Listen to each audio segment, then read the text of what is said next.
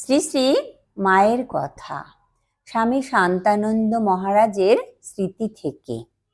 আমি মাকে জিজ্ঞাসা করিলাম, কাশীতে মঠে থেকে সাধন ভজন করা ভালো না নির্জনে সাধন ভজন করা ভালো?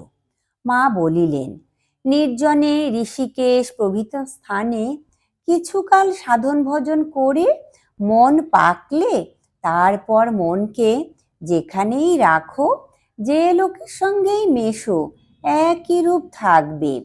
যখন গাছ চারা থাকে তখন চারিদিকে বেড়া দিতে হয়, বড় হলে ছাগল গরুতেও কিছু করতে পারে না। নির্জনে সাধন ভজন করা খুব দরকার। যখন মনে কোনো বিষয় উদিত হবে, জানবার ইচ্ছে হবে, তখন একাকী কেঁদে কেঁদে তার নিকটে প্রার্থনা করবে।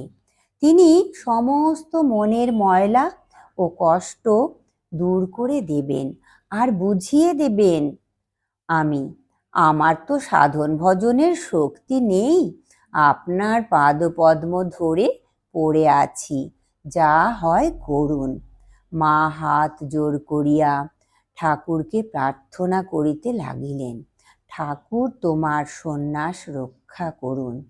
তিনি দেখছেন তোমার ভয় কি, ঠাকুরের কাজ করবে আর সাধন ভজন করবে।